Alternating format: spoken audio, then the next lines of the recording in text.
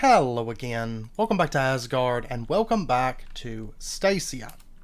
So it hasn't been a massive amount of time since the last episode. I've just been getting some things prepped. We're kind of approaching a point that I'm quite excited for, so I've been kind of pushing on towards that. One thing I did do is I went ahead and just, I did make a configurator from Mekanism so that I could set this to extract. Of course, you don't have to charge it to do that, just shift right click. And I went ahead and set up some logistical transporters to go ahead and start pulling the stuff from our ender chest line into these chests over here. So you can see we're building up a fair amount of materials: nether quartz, nether gold, solium, crimson iron, ancient debris. Of course, not a massive amount of ancient debris, but that's okay. So we're getting lots of materials from that at the moment, just kind of letting that run. And then over here, I have been getting some prep together for a couple projects that we're going to be working on today. However, before we do that, there's one thing I'd like to do. And to do that, we're going to grab our compressor that we made a while back that we really haven't used for much of anything. And what we're going to do is we're going to set this up. Let's see. We're going to... Let's grab a chest for starters. And we'll just toss this down right here to grab the output from the crusher, because I'm not actually using this crusher for anything. I've been using this one to kind of process down metals and stuff. But this one, what we're going to do is let's pull off that hopper, and we are going to set up the compressor. Let me see, what's the situation with the power stuff over here? Okay, let me just run this down, and that way we can plug this crusher back up. And then let me go ahead and get just a couple logistical sorters so that we can make use of these. And let me go ahead and get another set of these also, and a drawer also. So what I want to do, let me set up a logistical sorter here, and let me set one up over on this side also. This is, yeah, this should be the extraction point. And let me pop over here real quick. And let me get a bit of sulfur, because we made a bit of this before. And we're going to go ahead and say auto is on. And we're going to add a filter, and we're going to say item stack sulfur dust, and just save that in. So if we were to throw in sulfur into there, you can see it immediately pops over into this drawer. So we want to do that for starters.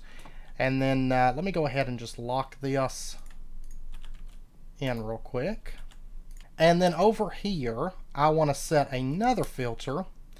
And this one, let me just go over here and grab like a stack of blaze rods.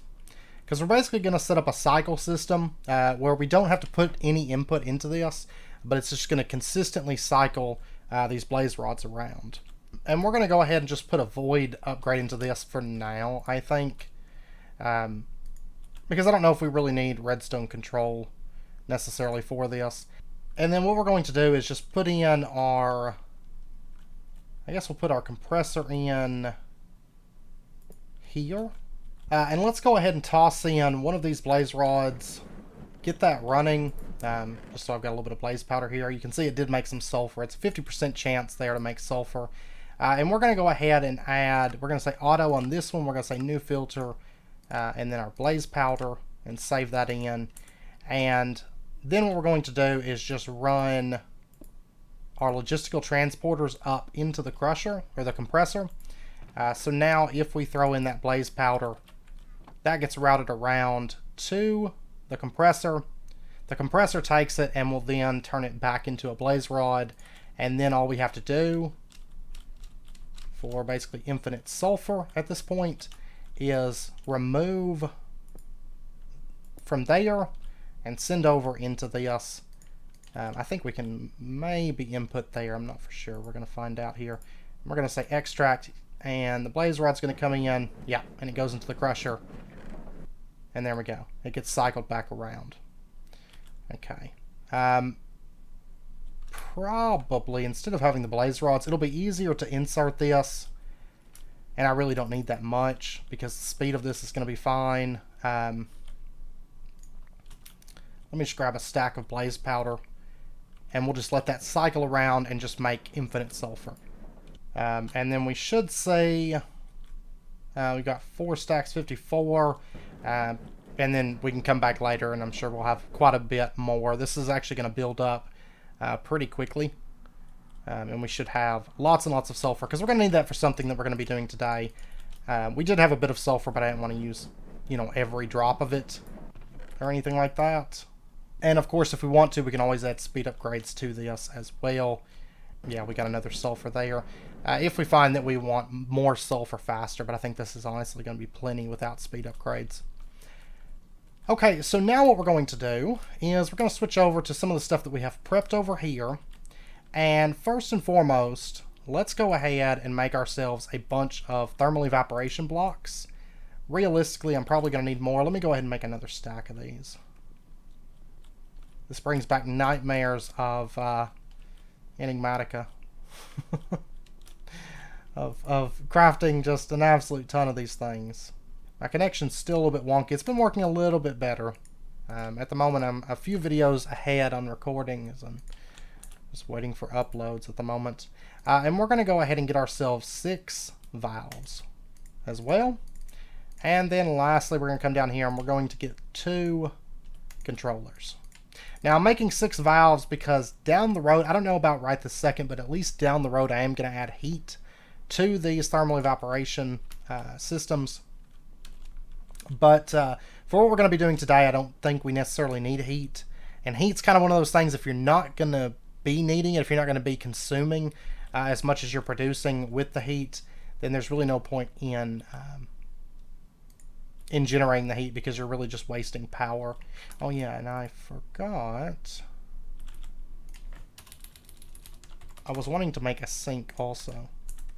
I was starting to make a sink, or looking towards making a sink, and I remember I got kicked off due to connection issues, and then got sidetracked when I came back on, so there is our sink.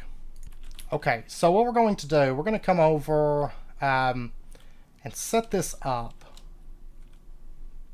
And actually, before we go set that up, let's grab 2 more things that we're going to need over here. First up is a rotary condensator. I've actually got stuff prepped up for 3 of these, because we're going to be making use of that today. And I also want to go ahead and make just a couple of these HDPE sheets. So what we're going to do, we've actually got a lot of these built up, the HDPE pellets. But we can run them through. I think it's an enricher. Yeah. And I only need a couple of these today. I don't know. I don't remember what the quest wanted us to get. 16. So just so that we can complete the quest, I'm going to go ahead and grab like another stack of these pellets and toss them in. And I just stocked that back up with saplings as well. And I think we got like 12 stacks of these things at the moment. So we should be good.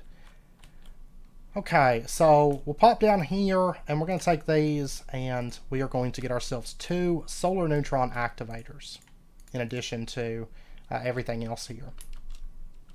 Okay, so now what we're going to do is we're going to come out, and I think I'm going to set this up outside, I do believe. So where this comes in, and then what we'll do is we'll take our thermal evaporation blocks, and we're going to build out a thermal evaporation plant here, which is going to be a 4x4 for the base. And then we'll come out like 2 more blocks, and then build another thermal evaporation right here. And we're not going to have to go too crazy with this, I don't think, because the biggest bottleneck, at least at the moment, is probably going to be our solar neutron activators, because they tend to be a bit slower than the evaporation multi-blocks are.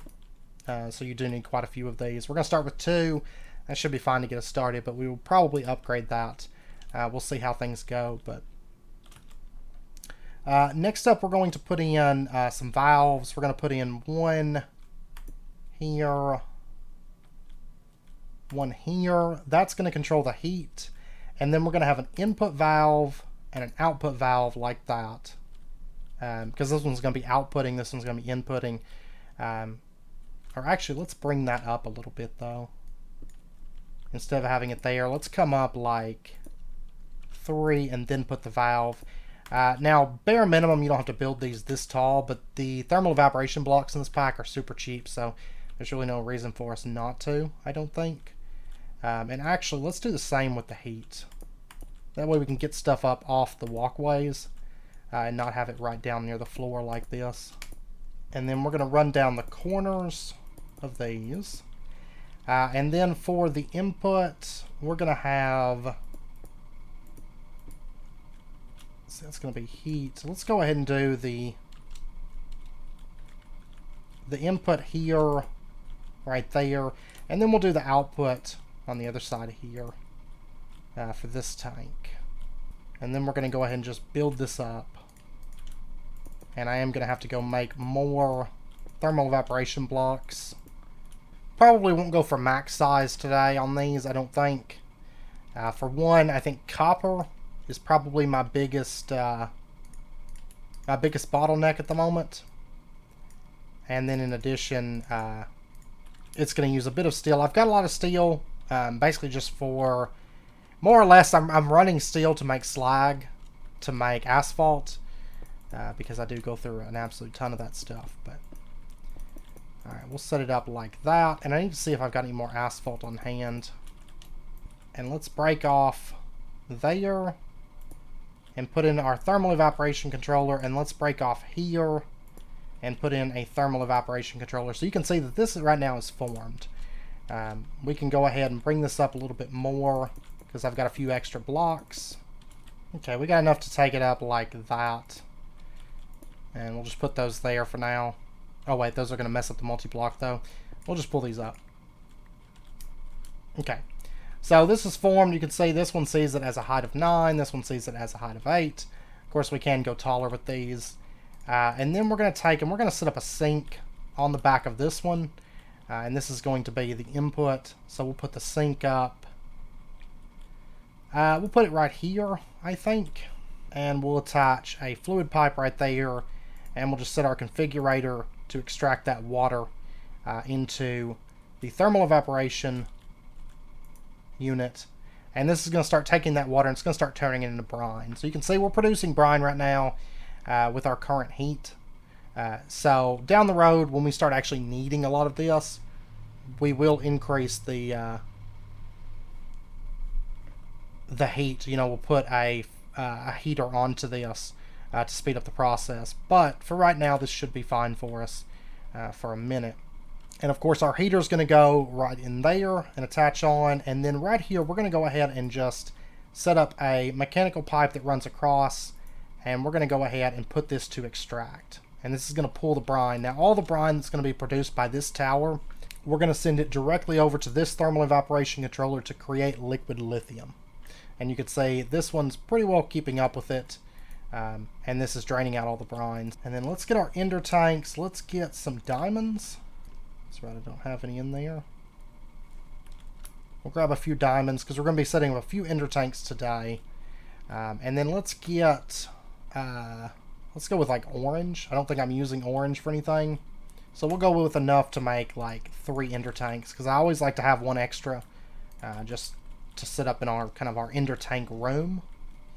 And what we're going to do, I don't think that these will auto output. I think we'll have to use a fluid pipe, which is fine. So if we set this right here, yeah, you can see it's not getting anything. Alright, so what we're going to do is we're going to set up our ender tank here. This is our orange, orange, orange. And then let's go ahead and let's make ourselves a thing of basic mechanical pipes. And then let's attach these here and just set this to extract. So pull that, and you can see we're starting to get liquid lithium into this ender tank. Now at this point, let me go set up one of these ender tanks right up here in this room. This is going to get kind of organized and spread out and stuff. But for right now, this is just kind of for my recollection, to remember kind of where what ender tanks we're actually using and where they're kind of being used as well. And then let's pop down. Let me see if I've got more asphalt on hand. I don't. Okay, well that's fine. It's a little bit of a process to make that. And I don't think I have any more, I don't think I have enough slag on hand. Anyways, I'm going to have to make more steel. So for right now, we're going to use cobblestone. Asphalt is the, hands down, the most expensive part of making this. It's a little bit time consuming because I have to go bucket up lava. I need to set up lava production, but at the same time, it doesn't take me long. And asphalt does make a lot. So what I do is I go down there with like 8 buckets and do 8 crafts, 8 batch crafts, and then I end up with a whole inventory full of asphalt. Slag, though, is the big issue at the moment. It rains so much. Alright, and then what we're going to do is we're going to set up basically kind of mirroring what's over there. And I'll run fencing around it and all that. Okay, and then what we're going to do is we're going to set up a rotary condensator. And this is going to set, let's actually raise it a block. So we're going to have it sitting like right in here. And then I guess what we're going to do is, I mean, I can have it run out, so as long as the ender tank is filled. No, let's just have it, let's have the ender tank setting, say, right here. We'll set that to auto output. Can you auto output to this? Okay, I'm going to set that to decondensating, and there we go. Now it's going to start filling up with liquid lithium.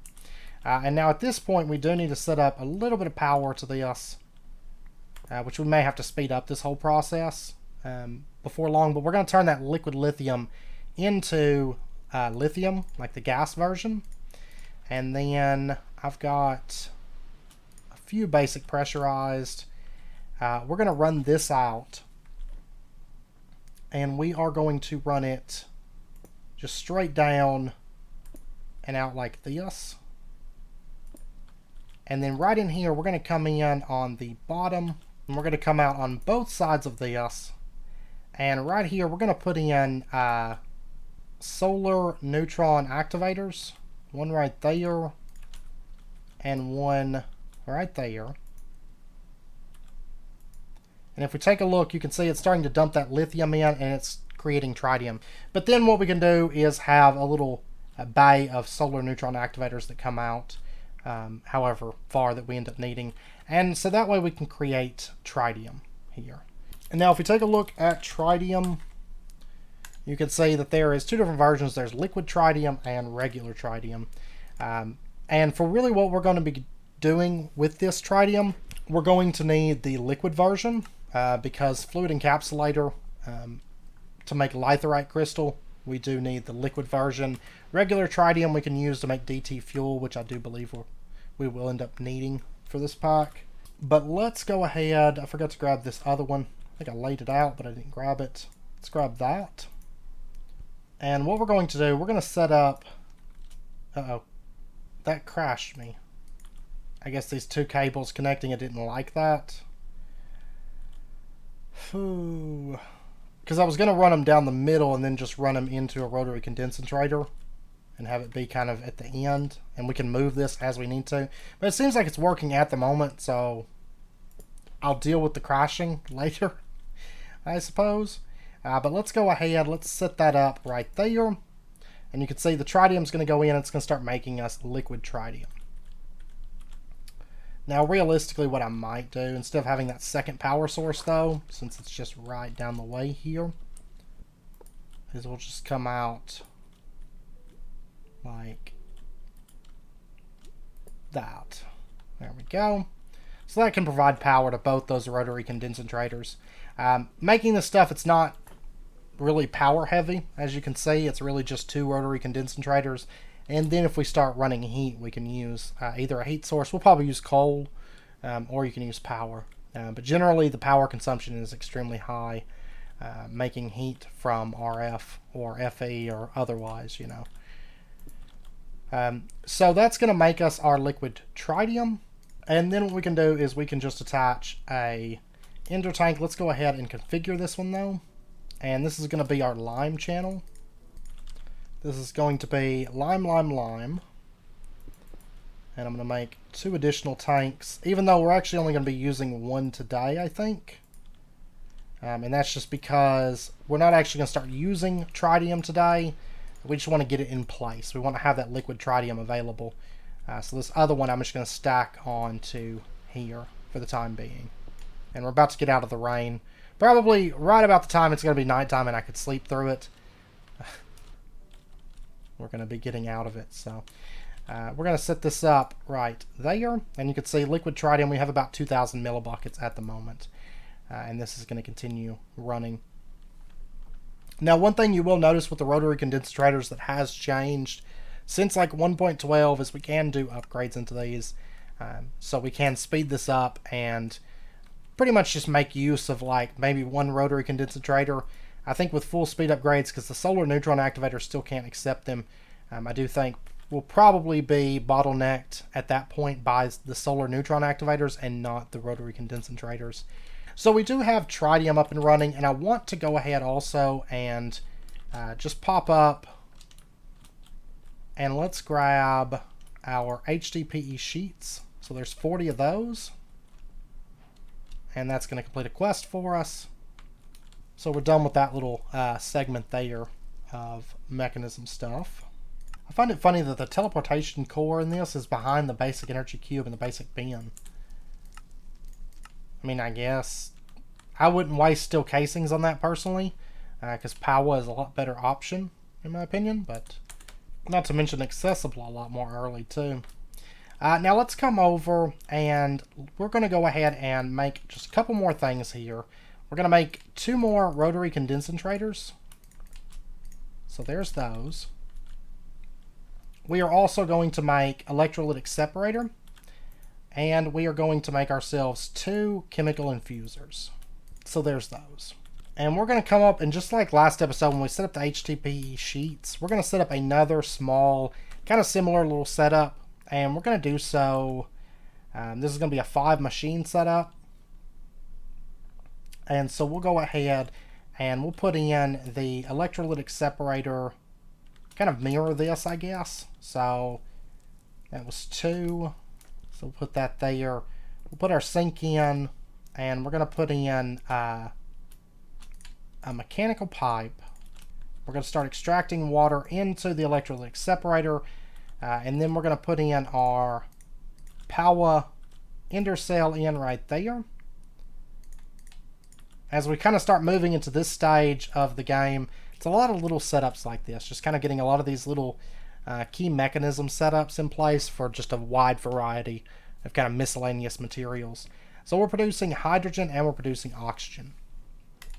Now what we're going to be producing over here is going to be sulfur, sulfuric acid. So we're going to have to produce sulfur dioxide and sulfur trioxide, and we're going to have to concentrate sulfuric acid into sulfuric acid, because the sulfuric acid that we actually need is this one here. And we're going to be probably making use of both of these sulfuric acids.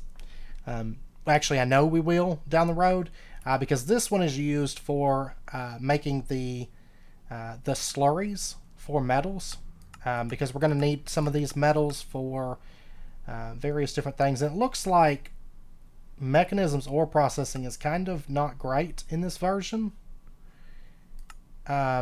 Yeah, so we actually probably won't use it for much, because it can only process lead, tin, copper, osmium, uranium, iron, and gold. It can't process any additional materials like silver. Kind of our processing with this will be limited, I suppose. But first and foremost, to make our sulfuric acid, we're going to have to make water vapor. And for this, we're going to have to decondentrate water. So we're going to go ahead and set up a rotary condensator. It's going to be setting, say, right here. And we're going to go ahead and move a little bit of that water that we're creating just right over into that. And we're going to click toggle operation and let it start making water vapor for us. So there's that. Now next up, we are going to have to combine that together in a chemical infuser with sulfur trioxide. And probably what we're going to do here is just set up our chemical infuser just right below this, and probably best we set it up kind of in that direction there. And we're going to take our gases from the water vapor and just run that down like so. And we're going to say you... Seems like we're probably going to have a number of crashes, maybe related to... Seems like they're related to mechanism gases. Which unfortunately there's not a whole lot of ways to transfer mechanism gases. I don't know... crashed again. I didn't even click nothing that time. I think I need to switch out those gas pipes really, really fast. As soon as I log in, just break them. I broke them. I think we're safe now. Let me try... What if we set it up in the opposite direction? We say toggle operation. It's making us water vapor. Now, if I was to plug up a pipe this time, it seems to be filling up with the water vapor and seems to be okay now. Okay.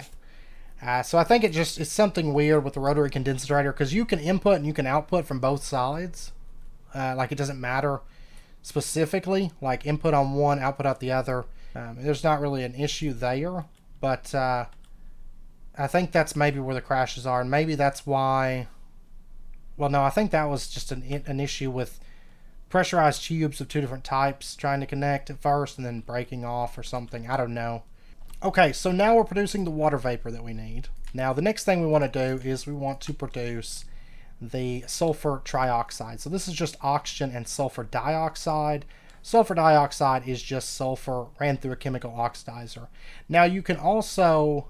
No, actually, I think it's the sulfuric acid. Yeah, you can do this. So you can take sulfur dust and turn it into sulfuric acid. But it's really a waste because you only get 2 millibuckets of sulfur. We could do this if we sped up our sulfur production.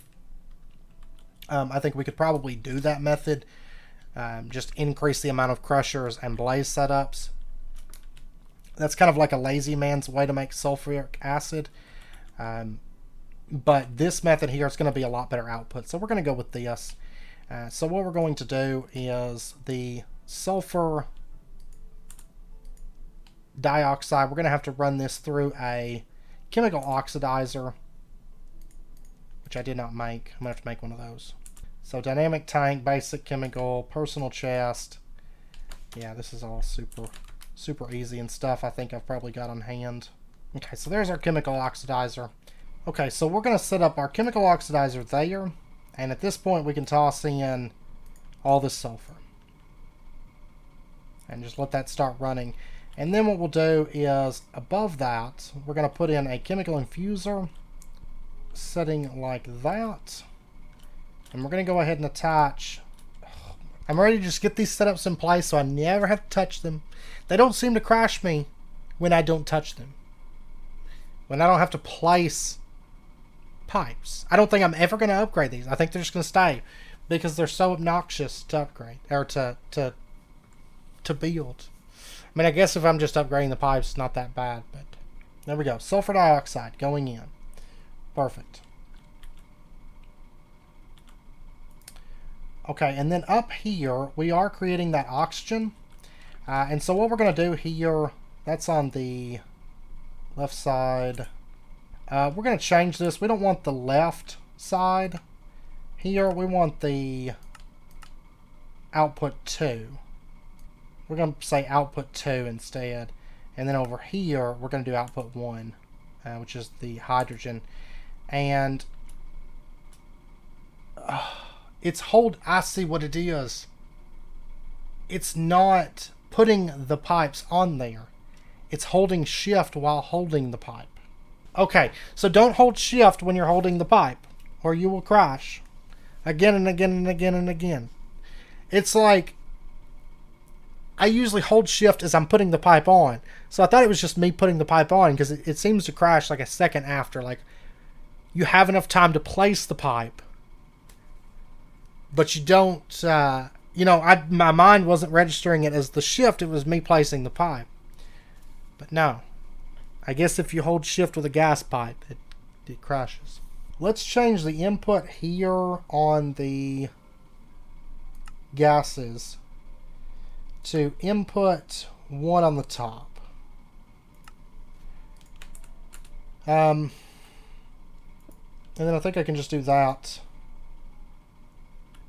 Oh no, that took out... Oh, it's because I was doing items. Whoops. Let me change that to output 2. Output 1. There we go. It's like this... Oh yeah, I guess it can take items. There we go. Now we're pumping out the oxygen. And for the hydrogen on this setup, we're going to set this to dump excess. Because we don't want excess hydrogen. Realistically, we don't need any of it, so we could just dump it all. Yeah, let's just dump it. We don't need hydrogen over here. So oxygen is going in, and sulfur dioxide. Sulfur trioxide's being made. Okay, now at this point, what we're going to do is the sulfur trioxide, I think we're going to bring it over. So let me get some more gas pipes real quick.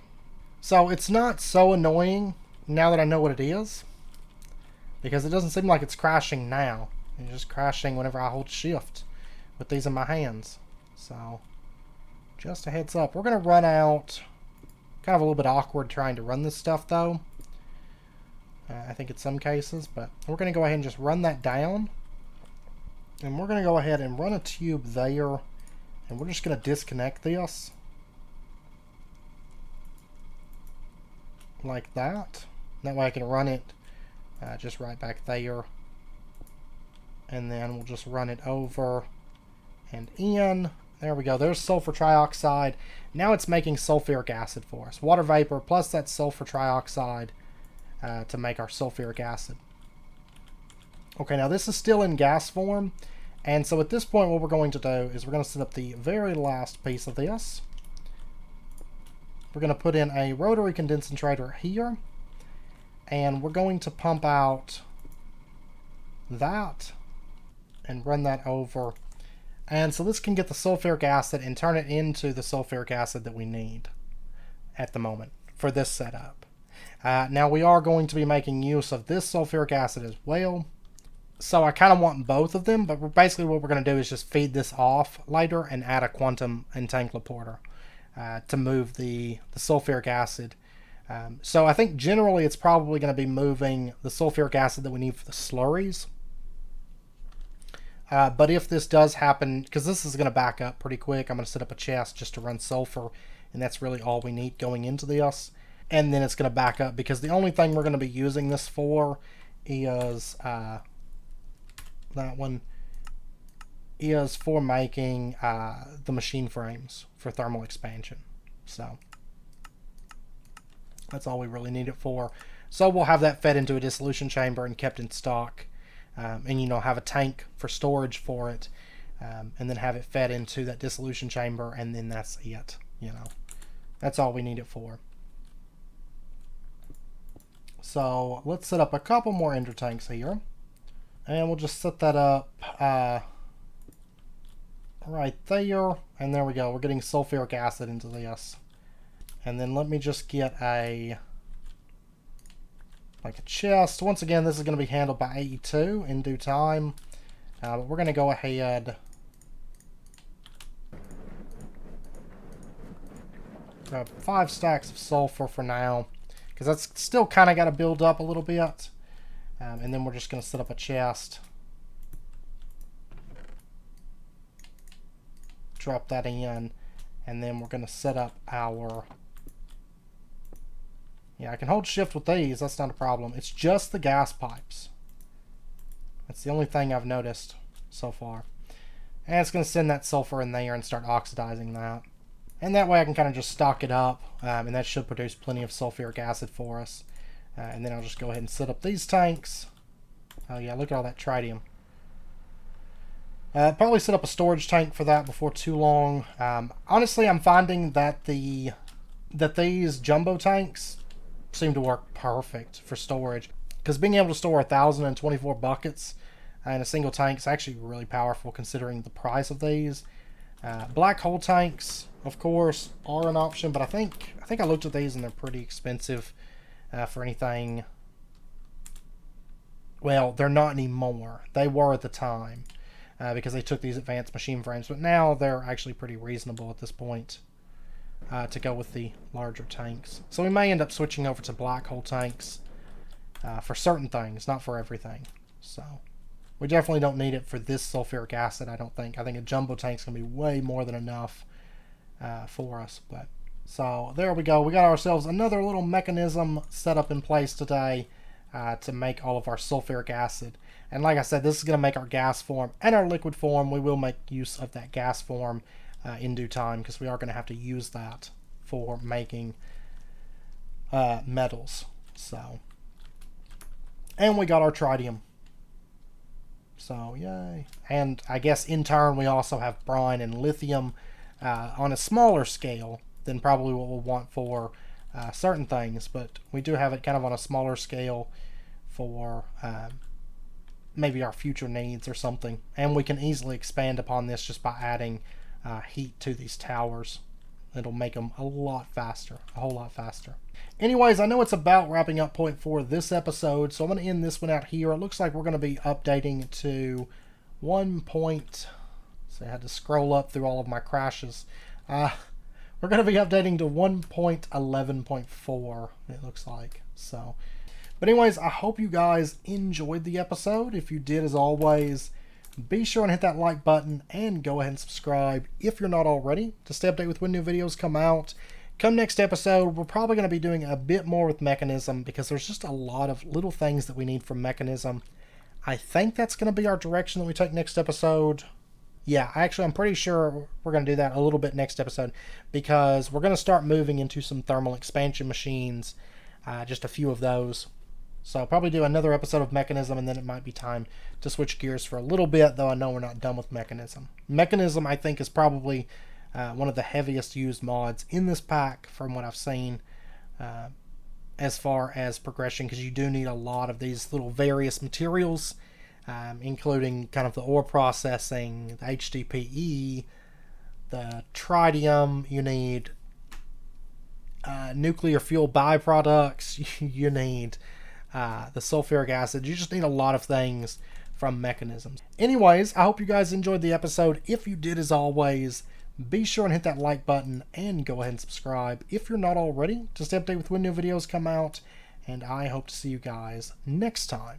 So until then, as always, do take care, stay safe, and I'll see you guys then.